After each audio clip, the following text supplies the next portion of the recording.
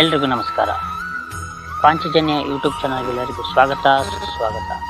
ಗೆಳೆಯರೆ, ನಾವು ಹಿಂದಿನ ವಿಡಿಯೋದಲ್ಲಿ ದುರ್ಯೋಧನ ತನ್ನೊಳಗಡೆ ಇದ್ದಂಥ ತಳಮಳ ದುಗುಡ ಎದುರುಗಡೆ ಇರುವಂಥ ಸೇನೆನ ನೋಡಿ ಯಾವ ರೀತಿ ಆಚಾರ್ಯರ ಬಳಿ ಹೋಗಿ ಅಗೌರವದಿಂದ ಅಸಭ್ಯವಾಗಿ ಅವನು ಮಾತಾಡ್ತಾನೆ ಅನ್ನೋದನ್ನ ನೋಡಿದ್ವಿ. ಇಂದು ಅಲ್ಲಿರುವಂಥ ವೀರನ ನೋಡಿ ಅವನು ಯಾವ ರೀತಿ ಹೆದರಿದ್ದ, ಅವನು ಯಾವ ರೀತಿ ಬೆದರಿದ್ದ, ಭೀಮಾರ್ಜುನ ಅಂದರೆ ಯಾವ ರೀತಿಯಾದ ಭಯ ಅವನಿಗಿತ್ತು ಅನ್ನೋದನ್ನು ಈ ಶ್ಲೋಕದಲ್ಲಿ ನಾವು ನೋಡ್ತಾ ಹೋಗೋಣ. ಮತ್ತೆ ಹಾಗಾದ್ರೆ ಇನ್ನೇನು ತಡ, ಬನ್ನಿ ವಿಡಿಯೋನ ಪ್ರಾರಂಭ ಮಾಡೋಣ.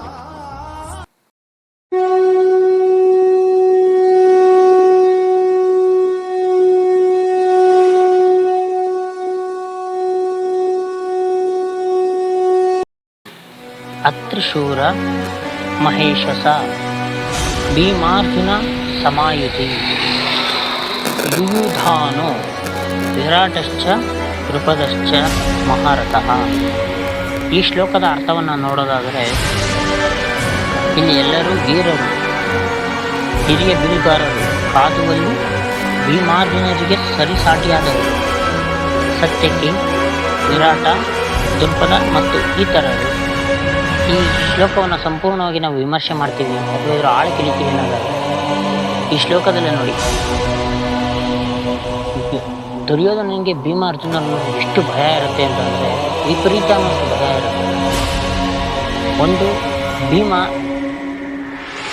ಶಬ್ದ ಮಾಡಿರ್ತಾನೆ ದ್ರೌಪದಿ ಮುಂದೆ, ನಿನ್ನ ತೊಡೆಯನ್ನು ನಾನು ಮುರಿತೀನಿ. ಹಾಗಾಗಿ ಇಲ್ಲಿ ಯಾರು ನೋಡಿದ್ರು ಕೂಡ ಭೀಮಾರ್ಜುನ ಹೊರನೇ ಕಾನ್ಸಂಟ್ರೇಟ್ ಮಾಡ್ತಾರೆ. ವಿರಾಟ ಆಗ್ಬೋದು, ದ್ರುಪದ ಆಗ್ಬೋದು, ಸಾತ್ವಿಕಿ ಆಗ್ಬೋದು, ಯಾರು ನೋಡಿದ್ರು ಅಷ್ಟು ವಿಪರೀತವಾಗಿ ಎದುರುಬಿಟ್ಟಿರ್ತಾನೆ. ಯಾಕೆಂದರೆ ಒಂದು ಅಂದರೆ ಇವನು ಮಾಡಿದ ಕರ್ಮಗಳು, ಪಾಪಗಳು, ಯಾಕೆಂದ್ರೆ ಅವ್ನು ಕೊನೆ ಸಮಯ ಅನ್ನೋದು ಹತ್ರ ಬಂದಾಗ, ಯುದ್ಧದಲ್ಲಿ ಬಂದಾಗ ಎಲ್ಲ ಅವನ ಮುಂದೆ ಒಳಗಡೆಯಿಂದ ನಿಂತು ಇವನ ಮನಸ್ಸಿನಿಂದ ಚಂಚಲಗೊಳಿಸ್ಬಿಡುತ್ತೆ. ಮನಸ್ಸು ಸ್ಥಿರತೆ ಇರಲ್ಲ. ಸ್ಥಿರತೆ ಇಲ್ಲದಂತಹ ಮನಸ್ಸು ನಾವು ಏನನ್ನು ಕೂಡ ನಾವು ಯೋಚನೆ ಮಾಡಲಿಕ್ಕಾಗಲ್ಲ. ಮನಸ್ಸು ಸದಾ ಏಕಾಗ್ರತೆಯಿಂದ ನಾವು ತಪ್ಪು ಮಾಡ್ತಾ ಇಲ್ಲ, ನಾವು ಕರೆಕ್ಟಾಗಿದ್ದೀವಿ, ನಾವು ಸರಿದಾರಲ್ಲಿ ಹೋಗ್ತಾ ಇದ್ದೀವಿ ಅಂದಾಗ ನಮ್ಮ ಮನಸ್ಸು ಯಾವುದೇ ಕಾರಣಕ್ಕೂ ನಮ್ಮ ಮನಸ್ಸನ್ನು ವಿಚಲಿತವಾಗಿ ಬಿಡಲ್ಲ. ನಾವು ಈ ಬಾಣ ಯಾವ ರೀತಿ ತನ್ನ ಗುರಿಯನ್ನು ಭೇದಿಸ್ಕೊಂಡು ಹೋಗುತ್ತೋ ನಾವು ಅದೇ ರೀತಿಯೇ ನಮ್ಮ ಜೀವನದಲ್ಲಿ ನಾವು ಒಂದು ಸ್ಥಾನಕ್ಕೆ ನಾವು ಹೋಗ್ತೀವಿ. ದೇವರಿಂದ ಸತ್ಯದಿಂದ ಯಾರು ದೂರ ಆಗ್ತಾನೋ, ಆಸೆ ಕಾಮ ಕ್ರೋಧಕ್ಕೆ ಯಾರು ಬಲಿ ಆಗ್ತಾನೋ ಅವನ ಅವಸ್ಥೆ ಈ ದುರ್ಯೋಧನನ ಅವಸ್ಥೆ. ಕಂಸನು ಕೂಡ ಅದೇ ರೀತಿ ತನ್ನ ಅಹಂಕಾರ, ತನ್ನ ಶಕ್ತಿ ಇದೆ, ತಾನು ಅಪರಿಮಿತ ಬಲ ಇದೆ ಅನ್ನೋ ಒಂದು ಅಹಂಕಾರದಿಂದ ಅವನು ತುಂಬ ಮೆರೆದಾಡ್ತಾನೆ. ಯಾವಾಗ ತನ್ನ ಸಾವು ಹತ್ರ ಬರಲಿಕ್ಕೆ ಪ್ರಾರಂಭ ಆಗುತ್ತೆ ಮತ್ತು ದೇವಕಿ ಯಾವಾಗ ಕೃಷ್ಣನ ಜನ್ಮ ಕೊಡ್ತಾರೋ, ಓಕೆನಾ, ಆ ಭಗವಂತ ಯಾವಾಗ ಒಂದು ಸಾರಿ ಇವನು ಕಳಿಸುವಂಥ ಸಾಲು ರಾಕ್ಷಸನ ಕೊಲ್ಲಕ್ಕೆ ಪ್ರಾರಂಭ ಮಾಡ್ತಾರೆ, ಆಗ ಈ ವಿಪರೀತ ಭಯ ಆಗಿ ಎಲ್ಲಿ ನೋಡಿದ್ರು ಬರೀ ಕೃಷ್ಣನ ಬಗ್ಗೆನೇ, ಕೃಷ್ಣನೇ ನೋಡೋದಂತಾಗುತ್ತೆ. ಇದನ್ನು ನಾವು ಭಗವದ್ಗೀತೆಯನ್ನು ಸಂಪೂರ್ಣ ವಿಶ್ಲೇಷಣೆ ಮಾಡಿದಾಗ ನಮಗೆ ವ್ಯಕ್ತವಾಗಿ ಇದು ಗೊತ್ತಾಗುತ್ತೆ. ಇದನ್ನು ಮನಃಶಾಸ್ತ್ರಕ್ಕೆ ಸಂಬಂಧಿಸಿದ್ದು. ನಮ್ಮ ಮೊದಲನೇ ಅಧ್ಯಾಯವನ್ನು ಸಂಪೂರ್ಣ ಮನಃಶಾಸ್ತ್ರಕ್ಕೆ ಸಂಬಂಧಿಸಿದ್ದೆ. ನಾವು ಒಂದು ತಪ್ಪನ್ನು ಮಾಡಿದಾಗ ಅಥವಾ ನಮ್ಗೆ ಯಾರೋ ಒಬ್ರು ನೋಡಿ ತುಂಬ ನಾವು ಅವ್ರಿಗೆ ಭಯಪಟ್ಟಾಗ ನಮ್ಗೆ ಅವ್ರು ಎಲ್ಲೋದ್ರು ನಮ್ಗೆ ಅವ್ರ ಜೊತೆ ಮಾತಾಡ್ದಂಗೆ ಒಂಥರ ನಾವು ಇದನ್ನು ಸೈಕಲಾಜಿಕಲಾಗಿ ನಾವು ಹೇಳಬೇಕು ಅನ್ನೋದಾದರೆ ನಾವು ಹಿಪ್ನೋಟೈಸ್ ಆಗ್ಬಿಡ್ತೀವಿ. ಇವ್ರು ನೋಡಿದಾಗ ಇವ್ರು ನೋಡಿದ್ರೆ ನಮಗೆ ಭಯಾನ ನಮಗೆ ನಮ್ಮ ಮನಸ್ಸೊಳಗೆ ಬಂದ್ಬಿಡ್ಕೊಂಡಾಗ ನಮ್ಮ ಪ್ರತಿಯೊಬ್ಬರು ಅವ್ರನ್ನ ಎಲ್ಲಿ ನೋಡಿದ್ರು ಅವರೇ ಕಂಡಂತಾಗುತ್ತೆ. ನಾವು ಏನೇ ಆದರೂ ಸರಿ ತಪ್ಪು ದಾರಿ ನಡೆದಾಗ ನಮಗೆ ನಮ್ಮ ಮನಸ್ಸು ಸ್ಥಿರತೆಯನ್ನು ಕಳ್ಕೊಂಡ್ಬಿಡುತ್ತೆ. ನಾನು ಈ ಭಗವದ್ಗೀತೆಯ ಮೊದಲನೇ ಶ್ಲೋಕದಲ್ಲೇ ನಾನು ನಿಮ್ಮೊಂದು ಮಾತು ಹೇಳಿದೆ. ನಮ್ಮ